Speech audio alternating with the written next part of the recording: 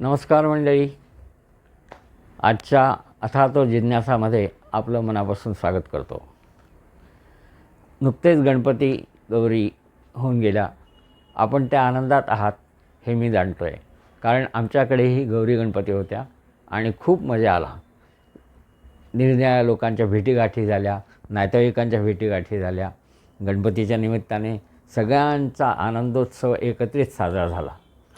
आता ह्या आनंदाच्या भरातच आपण आजचा अथातो जिज्ञासाचा पुढचा भाग घेतो आहे. या भागात आपण भावकुंडली बघणार आहोत. प्रथम कुंडली म्हणजे काय हे सांगतो. तर कुंडली म्हणजे आकाशातून जेव्हा आपण फोटो काढला तर तो कसा दिसतो त्याची जी मांडणी असते ती पत्रिका म्हणजे कुंडली. या पत्रिकेत आपण पाहिलं असेल की एक आयात असतो, त्याच्या चारी मध्यबिंदूंना जोडणाऱ्या 4 रेषा असतात आणि त्यांना दोन्ही कर्ण असतात. आणि ह्या प्रकारे जे 12 भाव तयार होतात ते याप्रमाणे यात दाखवल्याप्रमाणे हे 12 भाव तयार होतात. हे 12 भाव म्हणजे आकाशाचं त्या जातकाच्या वेळची स्थायी कुंडली असते. या स्थानात बदल होत नाही. फक्त या घरांमध्ये म्हणजे क्रमांक जे दिसत आहेत आपल्याला 1, 2, 3, 4 यामध्ये राशीप्रमाणे बदल होऊ शकतात. ज्या राशीचा जो क्रमांक असेल त्या राशीचा प्रथम क्रमांक येतो. जातकाच्या वेळेस पूर्व दिशेला जी रास असेल ती लग्नरास म्हणून धरली जाते आणि ते लग्न हे त्याचं जन्मस्थानाचं ठिकाण असतं. यात आधीच सांगितलं आहे की ह्या राशींचे भाव बदलत नसतात, फक्त भावाच्या ह्याच्यात राशींचा बदल असतो आणि राशीनुसार ग्रहांच्या जागांमध्ये आपण त्या ग्रहांची स्थापना किंवा मांडणी करत असतो. तर या भावांची नावं विराट पुरुषाच्या वरून घेतलेली आहेत. विराट पुरुषाचं आधी मस्तक आणि सगळ्यात शेवटी पायाचा भाग येतो. त्याचप्रमाणे जातकाचं सुद्धा आधी मस्तक नंतर जे अवयव होतात त्या सगळ्यांचा भाव कुंडलीमध्ये उल्लेख आहे. तर पहिल्या भावाला आपण तनुस्थान, स्वस्थान किंवा शिरस्थान म्हणतात. हे लग्नस्थान असल्यामुळे लग्नेश त्या राशीचा जो असेल तो लग्नेश म्हणून ओळखला जातो. यांना या सगळ्या भावेशांची नावं त्यांच्या स्थानाप्रमाणे आहेत.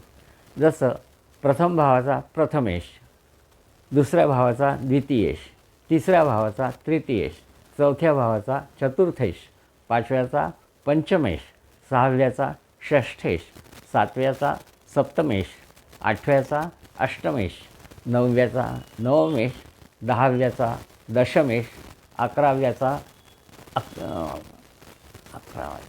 एकादशेश आणि 12व्याचा द्वादशेश. तर ही 12 स्थानांची स्वामी ओळखण्याची नावं आहेत. आता स्वामी म्हणजे काय, तर त्यावेळेला जी रास असेल त्या राशीप्रमाणे त्यांचे स्वामी असतात. उदाहरणार्थ आपण आपल्या आत्ताच्या कुंडलीत प्रथम स्थानी 1 हा आकडा दाखवला म्हणजे 1 कोणती रास आली, मेष रास. मेषेचा 1. दुसरं स्थान वृषभेचं, तिसरं स्थान मिथुनेचं, चौथं स्थान कर्क, 5वं सिंह, 6वं कन्या, 7वं तूळ, 8वं वृश्चिक, 9वं धनु, 10वं मकर, 11वं कुंभ आणि 12वं स्थान मीन राशीचं आलं.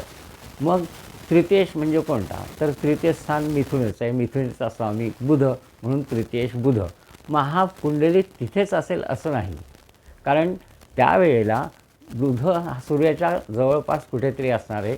सूर्य कुठे आहे हे आधी ओळखावं लागेल किंवा पाहावं लागेल. सूर्य समजा सप्तमस्थानी असला म्हणजेच तुळेचा सूर्य असला तर बुध अष्टम किंवा नवम स्थानामध्ये जवळपास असू शकतो, कारण सूर्य आणि बुधाचं अंतर साधारण 30 डिग्रीचं जास्तीत जास्त असू शकतं. यानंतर हे स्थानांच्या प्रमाणे त्यांचे भावेश आपल्याला ओळखता येतात. तर भावकुंडली महत्त्वाची, लग्नकुंडली महत्त्वाची का आहे, त्या लग्नकुंडलीवरून संपूर्ण त्या माणसाचं जातक आपल्याला सांगता येतं. त्या लग्नकुंडलीच्या प्रत्येक भावात ग्रह असतीलच असं नाही, काही रिक्त स्थानं पण असू शकतात. काही स्थानांमध्ये 1, 2, 3 किंवा अधिक ग्रहसुद्धा असू शकतात. त्याप्रमाणे आपण त्यांचं वर्णन पुढे पाहूया. त्यांच्याविषयीची आणखीन माहिती पुढच्या भागात घेऊ. परंतु या भागात सांगण्यासाठी आणखीन एक विशेष माहिती म्हणजे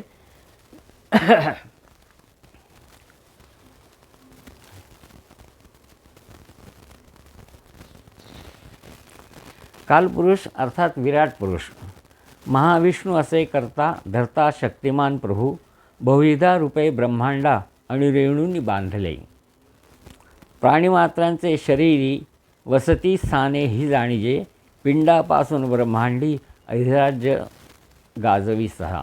हा जो कालपुरुष आहे हाच अधिराज्य गाजवत आहे ब्रह्मांडावरती, आणि आपण त्याच ब्रह्मांडात असल्यामुळे आपल्यावरती सुद्धा.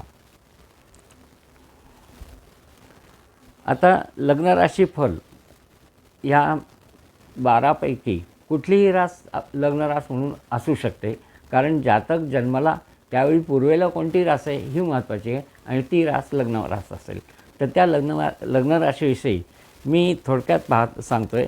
त्यासाठी आपण मी रचलेल्या खालील रचना पाठ केल्यास व सूत्ररूपाने लक्षात ठेवल्यास सोपे जाईल, आणि आपणास जणू वरील धनसंपत्तीच्या खजिन्याची गुरुकिल्लीच मिळाल्यासारखे वाटेल. म्हणून कृपया नीट लक्ष देऊन ऐका. लग्नराशीफल म्हणजेच त्यांच्या स्वभावाप्रमाणे.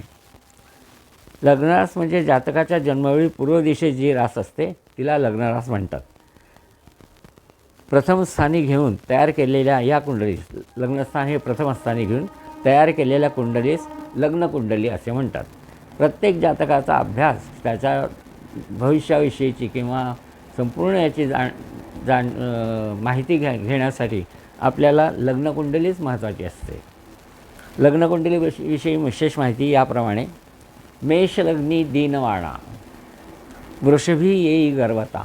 जर मेष लग्न असेल तर जातक दीनवाणा असतो. वृषभ लग्न असेल तर तो गर्विष्ठ असतो. मिथुनेची बुद्धी भारी, पराक्रम करकी वसे.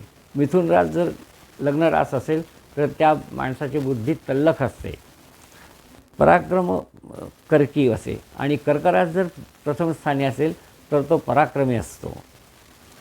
सुस्थिरता सिंहलग्नी, सिंहलग्नाचा मनुष्य हा सुस्थिर असतो, बॅलन्स्ड असतो. काहीही आपत्ती आली किंवा काहीही आनंद झाला तरी तो त्याच्यावरती विचार करतो की ह्याचं त्याची कारणमीमांसा करतो आणि शांतपणे स्थिर असतो. मायावी कन्यका असे, कन्यारास ही आपलं मतलब साधून घेण्यासाठी आहे असंच जणू याला सांगायचं आहे. आणि कन्यारास ही मायावी आहे. मायावी कन्यका असे. सत्यवादी तुळ राशी, तुम्ही जर नीट अभ्यास केला तर ज्यांचं तुळ लग्न आहे अशी माणसं सत्यवादी असतात, आणि ही माणसं उच्च पदाला जर गेली तर ती जज वगैरे किंवा एखादा अधिकारी, निष्पक्षपणे काम करणारा अधिकारी म्हणून या पदावरती असतात. पापबुद्धी धनु उपजे, धनु जर लग्नरास असेल तर त्या माणसाची बुद्धी पापी असते. पापी म्हणजे अगदी क्रूरपणे एखाद्याचा खून करणार असं नाही, पण दुष्टबुद्धी असते. पापबुद्धी धनु उपजे, मूर्खता मकरे सिये. म्हणजे काय की मूर्खता म्हणजे काय, कायम मूड असतो, हे करावं का ते करावं, ह्या गोष्टी कराव्या का त्या गोष्टी कराव्या, यासाठी मूर्खता मकरे सिये. चातुर्य कुंभिते वसे, चांचल्य मीने वसत असे. कुंभरास चतुर माणसांची रास. कुंभराशीची माणसं अत्यंत चतुर असतात. तुम्हाला तुमचा लाभ कसा मिळेल किंवा तुमच्याकडून स्वतःचा लाभ कसा करून घेता येईल या बाबतीत ते चतुर असतात. किंवा समाजाच्या अडीअडचणी सोडवण्यात कशा सोडवायच्या, कोणाला भेटायचं, काय करायचं, कुठे काय दाबायचं, कुठे काय घ्यायचं, या गोष्टी त्यांना बरोबर करतात. कुंडलीत चंद्र ज्या राशीत असेल ती प्रथमस्थानी घेऊन तयार केलेल्या कुंडलीस जन्मकुंडली म्हणतात.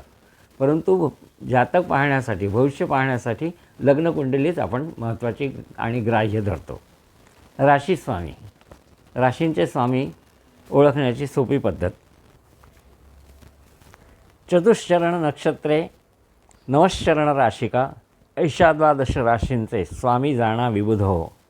मेष वृश्चिक भौम स्वामी, वृषभ तुला शुक्रतो, मिथुन कन्या बुधस्वामी, कर्क सोम सिंह दिवाकर. कर्केचा सोम, सिंहेचा दिवाकर म्हणजे सूर्य. धनु मीनेचा गुरुस्वामी, अन मकर कुंभ शनी असे. धनु आणि मीनेचा स्वामी गुरु आणि मकर आणि कुंभेचा शनी आहे.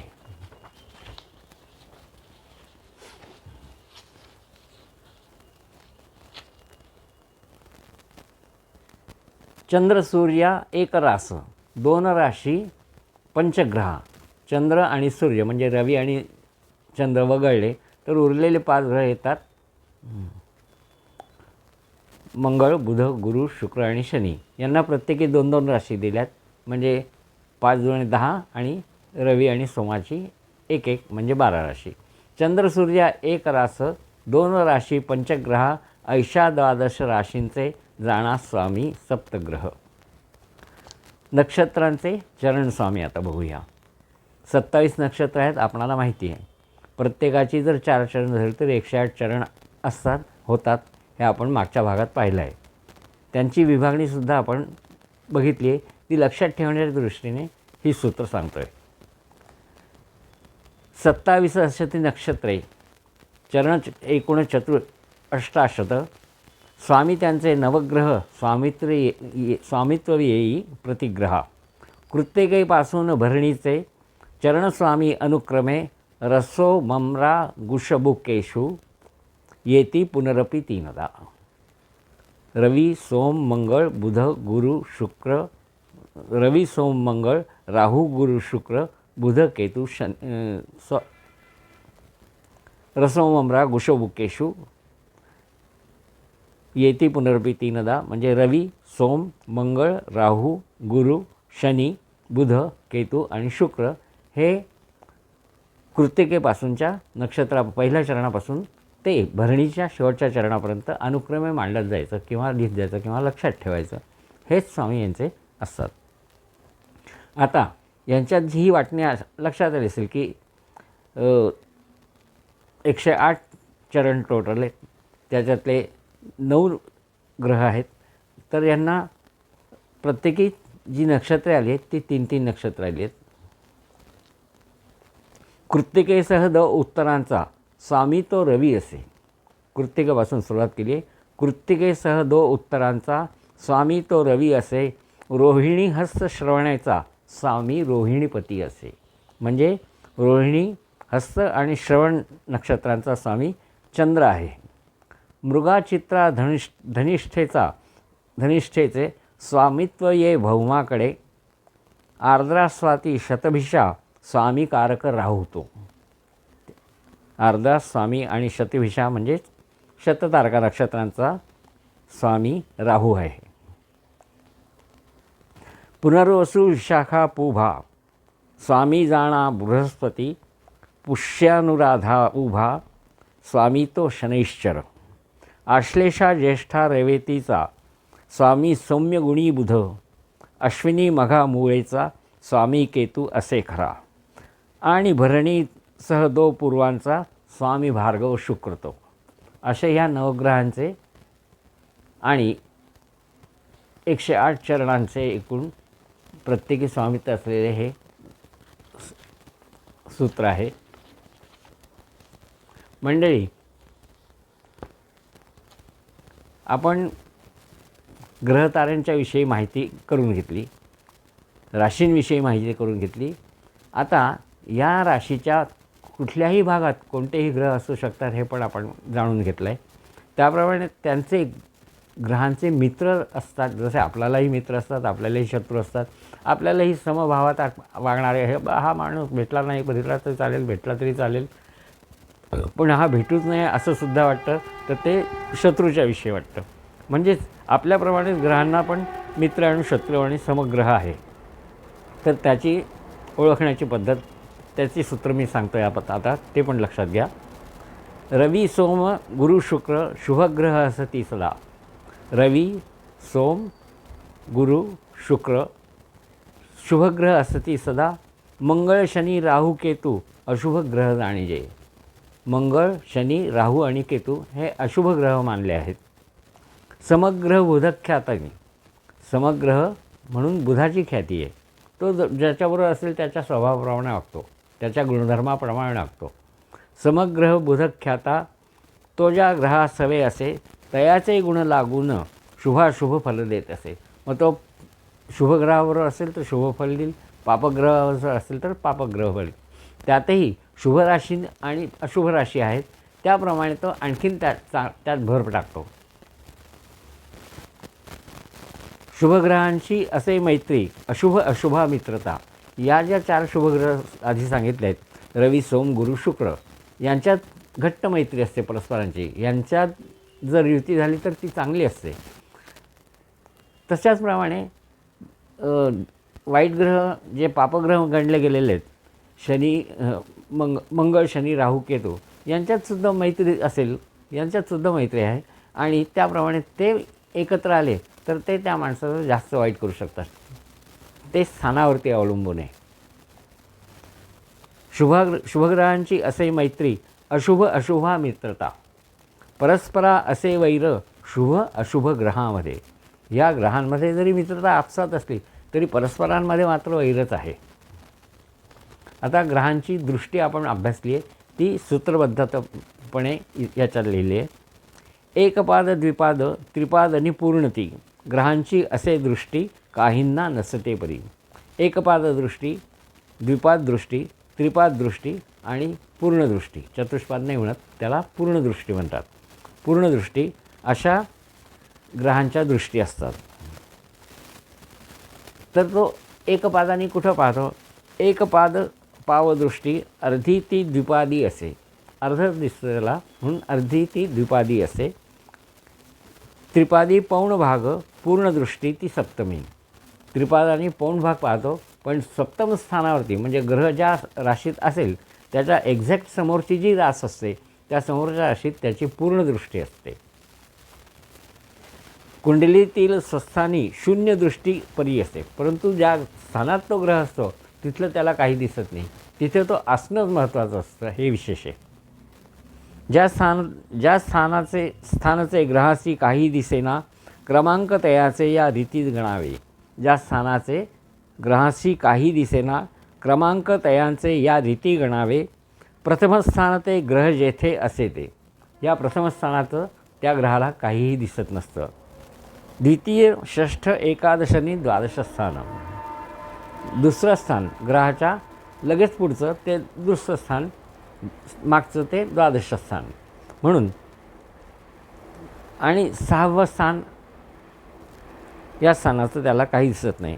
द्वितीय, षष्ठ, एकादश आणि द्वादश स्थान या 5 स्थानी असे दृष्टीहीन, असे ग्रह जरी तो अतिव शक्तिमान, कितीही शक्तिमान ग्रह असला, शनी असो, रवी असो, गुरु असो, शुक्र असो, हे एक एक ग्रह प्रचंड बलवान आहे, पण ते कितीही बलवान असले तरी जर ते या स्थानावरती पाहायचं म्हटलं तर त्यांना त्या स्थानावरचं काहीही दिसत नाही.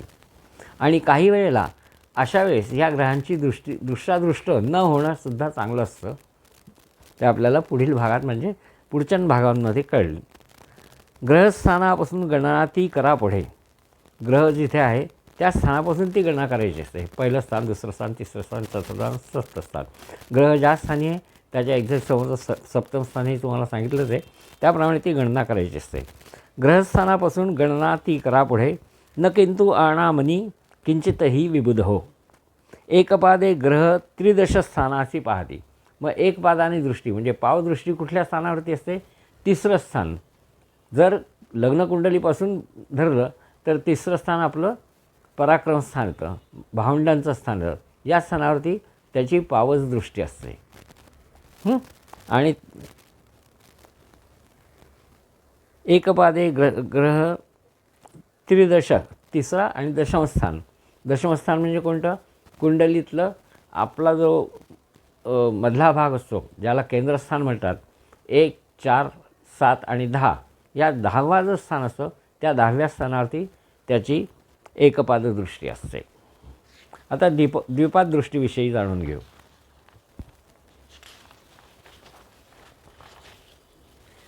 द्विपादे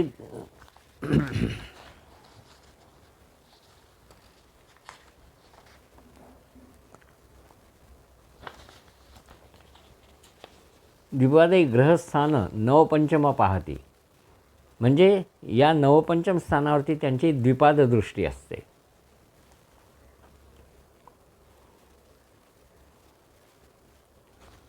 नवपंचम स्थान म्हणजे मूल त्रिकोण जो आहे तो, म्हणजेच केंद्रस्थान, नंतर पंचम स्थान आणि नवम स्थान.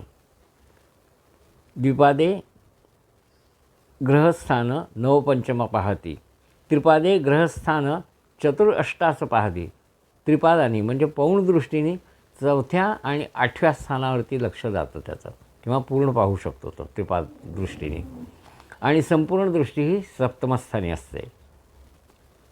यात विशेष म्हणजे शुभग्रह आणि अशुभग्रह, आणि त्यातही विशेष करून जी विभागणी केली आहे दृष्टीची ती अशी आहे: रवी सोम बुध तथा शुक्रग्रहाते, रवी सोम बुध तथा शुक्रग्रहाते असे लाभल्या दृष्टी चारी तयास. म्हणजे यांच्या दृष्टीत काहीही कमतरता नाही आहे, यांना चारही दृष्टी लाभल्या आहेत.